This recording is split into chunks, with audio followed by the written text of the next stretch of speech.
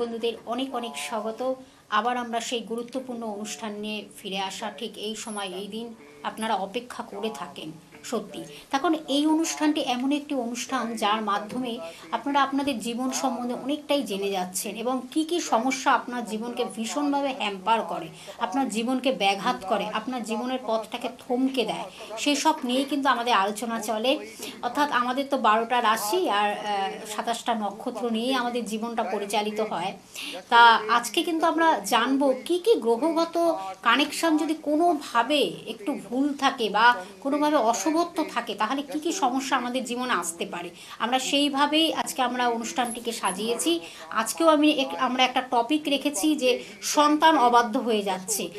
আপনার সন্তান আপনার কোনো কথা শুনছে না, সে অন্য বন্ধুদের কথাতেই সে চলছে বা বন্ধু বান্ধব নিয়ে সে জীবনটাকে অনেকটাই চালিত করছে, চলছে তাদের কথায়, এবং আপনার বাবা মায়ের কথা একেবারেই শোনা তো দূরের কথা, সেটাকে গ্রাহ্যও করছে না। কি কি কারণে এই সমস্যাগুলো আপনার জীবনে আসতে পারে আপনার সন্তানের ক্ষেত্রে, আমরা সে বিষয় কিন্তু আজকে জানবো।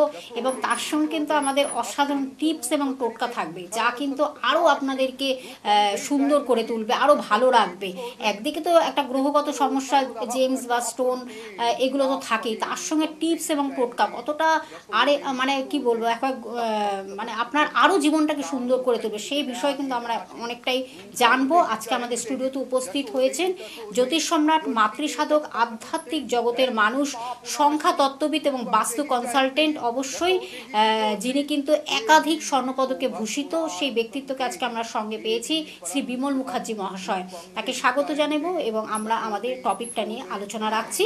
আপনারা খাতা কলম নিয়ে বসুন এবং টিপস টোটকাটাও যেমন লিখবেন তেমন সমস্যার সমাধানের পথটাও জেনে নেবেন। আমি সরাসরি তার কাছে চলে যাব। স্যার, আপনাকে স্বাগত অনুষ্ঠানে। ওম অখণ্ডমণ্ডলাকারং ব্যাপ্তং যেন চরাচরম তৎপদং দর্শিতং যেন তস্मै শ্রী গুরবে নমঃ। গুরু ব্রহ্মা গুরু বিষ্ণু গুরুদেব মহেশ্বর গুরুদেব পরম ব্রহ্ম তস্मै শ্রী গুরবে নমঃ। নমস্কার দর্শক বন্ধুরা, আমি মাতৃসাধক জ্যোতিষ বিমল মুখার্জি। আশা করি আপনারা সবাই ভালো আছেন। তো আজকে একটি বিশেষ কিন্তু টপিক রেখেছি স্যার, যেটা নিয়ে আমরা কিন্তু আমাদের কপালে সর্বক্ষণ একটা দুশ্চিন্তার ছাপ পড়ে যায়। আমাদের জীবনে সন্তানকে নিয়ে নানান একটা দুশ্চিন্তার সর্বক্ষণ আমাদের ঘিরে থাকে। বিশেষ করে দেখা যায় যে সন্তান অনেক সময় বাবা মায়ের কথা শোনে না, অবাধ্য হয়ে যায়, উচ্ছৃঙ্খল হয়ে যায় এবং কুসঙ্গেও এমনকি মিশে যায়।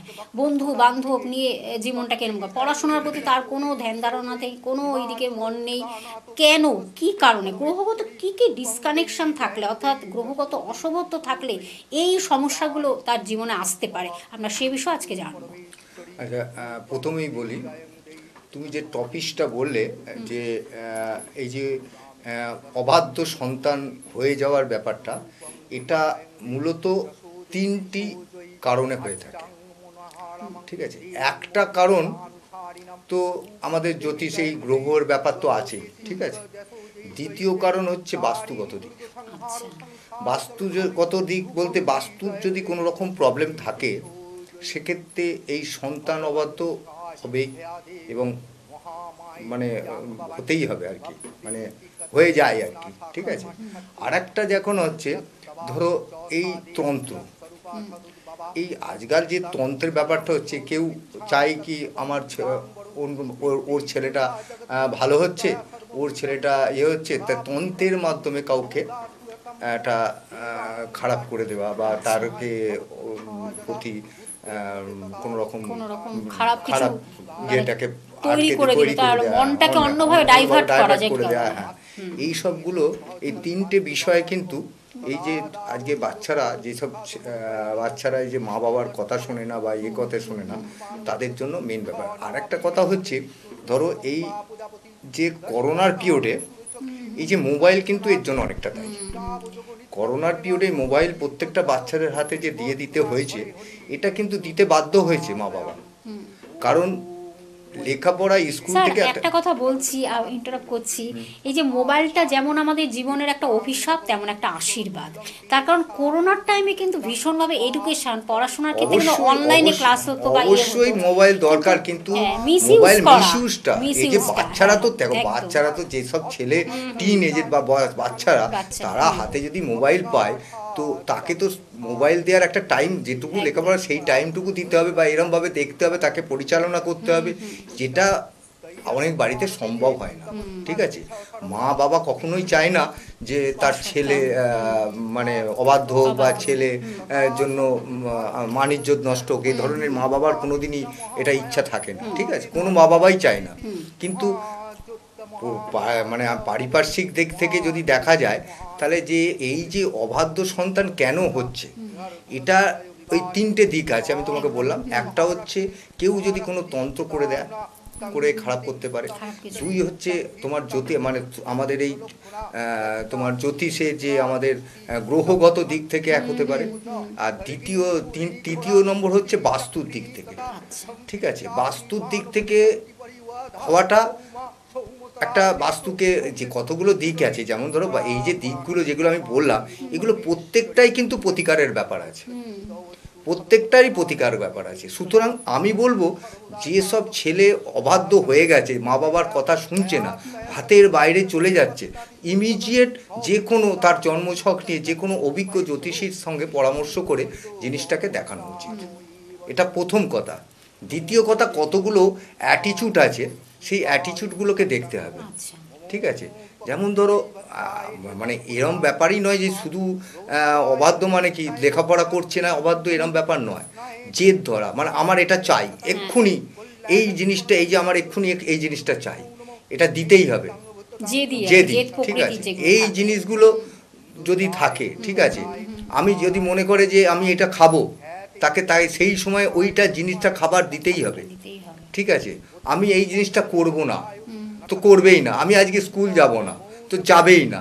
এই যে জিনিসগুলো, এই জিনিসগুলো যদি হয়, তো ইমিডিয়েট আমার মনে হয় এই যে আপনি কিছু করতে পারছেন না, আপনারা যখন এই ধরনের জিনিস দেখতে পাচ্ছেন, তখন যদি মনে করেন যে আপনি বুঝিয়ে বা কোনো রকম ভালো কিছু করে যে জিনিসটা চাইছে দু একদিন দিয়েও আপনারা পারছেন না যে তাকে ঠিক সেই ভালো রাস্তায়, মানে আপনি যেটা বলবেন সেই কথাটা শুনবে, এরম ধরনের করতে, তখনই কিন্তু আপনাকে দরকার যে কোনো একটা ভালো অভিজ্ঞ লোকের কাছে, জ্যোতিষের কাছে গিয়ে আপনার ওর জন্মছক নিয়ে বিচার করানো।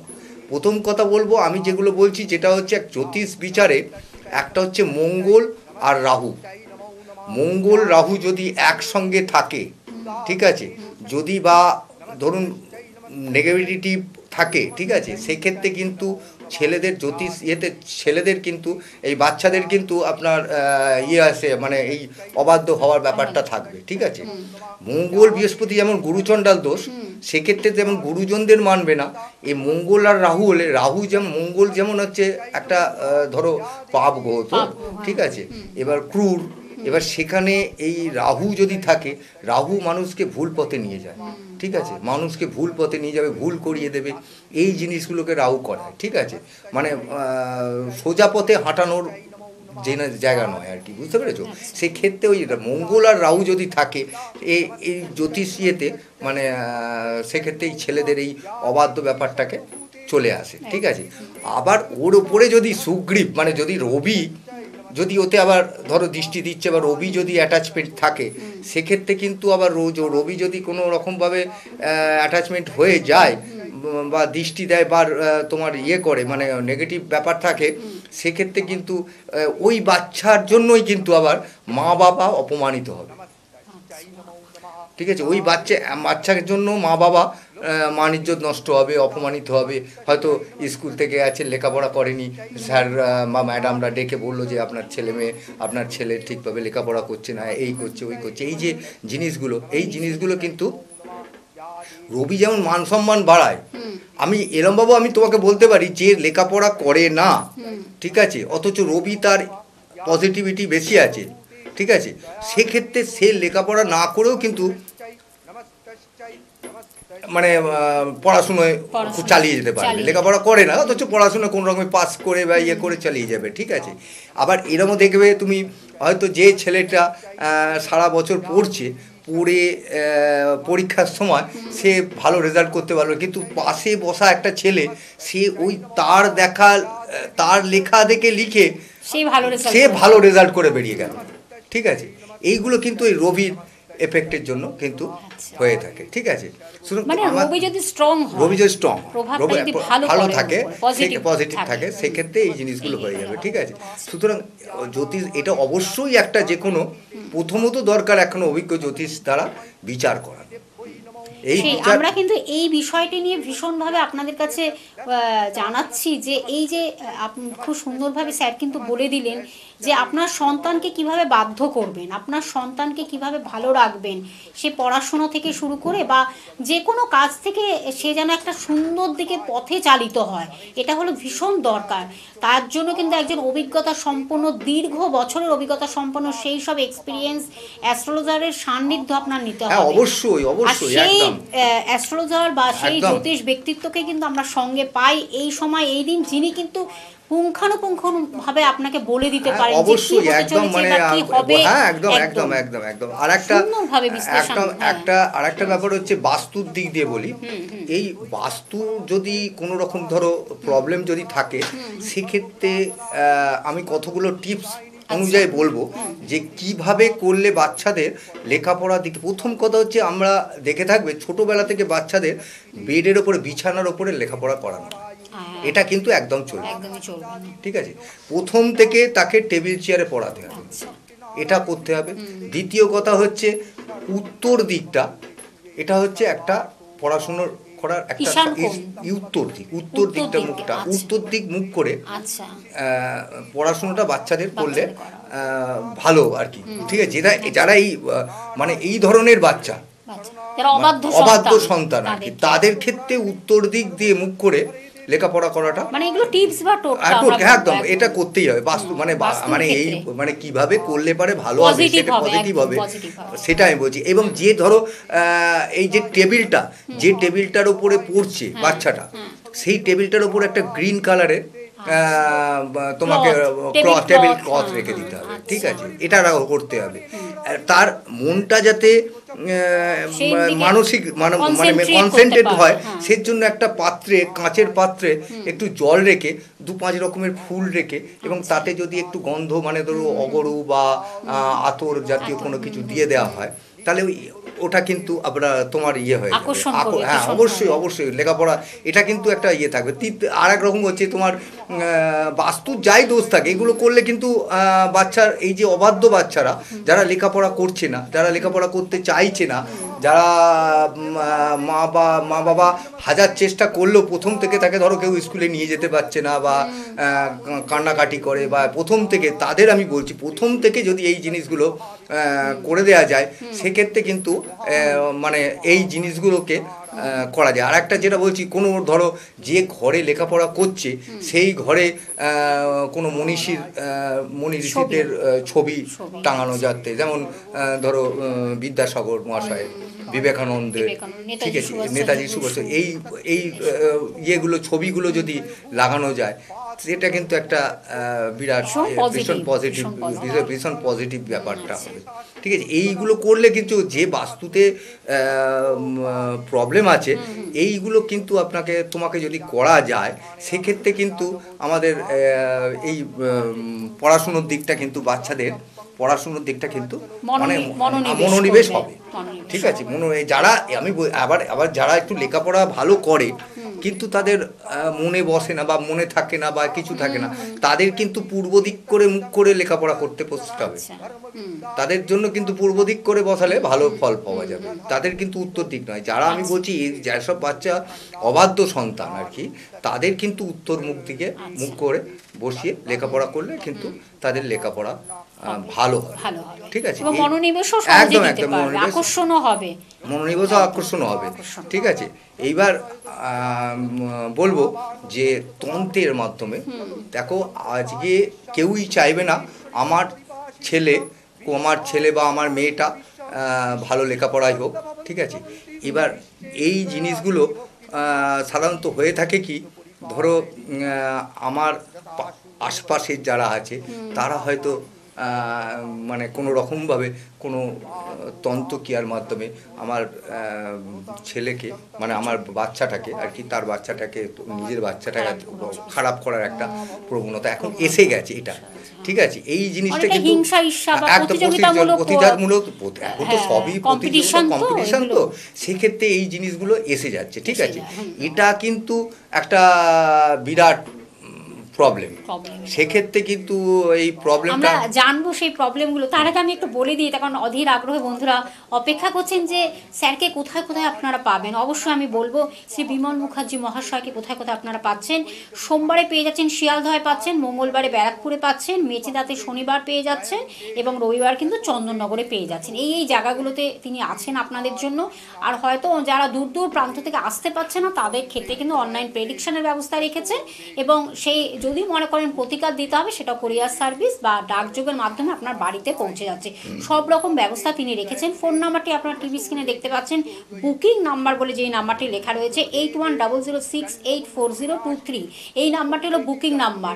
অবশ্যই কিন্তু বন্ধুরা অগ্রিম বুকিং করে আসবেন, এটা আপনাদের বারবার করে বলা, অগ্রিম বুকিং করে আসবেন। অনেকটা সময় দিয়ে তিনি দেখেন, দীর্ঘ বছরের অভিজ্ঞতা সম্পন্ন। আপনারা জানেন যে প্রত্যেক দিন আমাদের বিশ্লেষণ তিনি করে দেন যে কি কি সমস্যা আপনাদের জীবনকে ভীষণভাবে খারাপ পজিশনে নিয়ে যাবে, সে বাস্তু থেকে শুরু করে বা আমাদের জীবনের যা যা প্রতিটি ক্ষণ প্রতিটি সময় কিভাবে আমরা ভালো থাকবো সব কিছুকে তিনি কিন্তু তুলে ধরেন এবং কিভাবে রেকটিফিকেশনের আচ্ছা, মাধ্যমে আপনি এইবার ভালো থাকবেন সেটাই তিনি কিন্তু বলে যাচ্ছেন। আবার আমরা আলোচনা এখন এই যে বাচ্চারা হ্যাঁ। এই ধরো ছোটবেলা থেকে যারা নেশাতে নেশা, হ্যাঁ। ছোটখাটো নেশাতে যারা অ্যাট্রাক্টেড হয়ে যাচ্ছে, ঠিক আছে?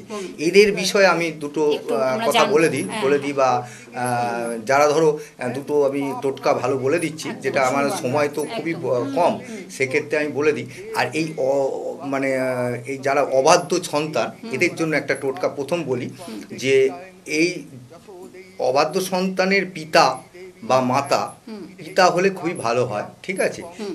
ইনি করবেন কি, 1 কুমণ্ডল জল বা 1 ঘটি জল, গঙ্গা জল নেবে, ঠিক আছে? এই 1 ঘটি গঙ্গা জল নিয়ে তাতে উনি হাত দিয়ে ধরে রেখে, ঠিক আছে, ও মন্ত্রটা 108 বার তাকে সেই জলের ওপরে অ্যাট্রাকশন দিয়ে বলবে, আচ্ছা।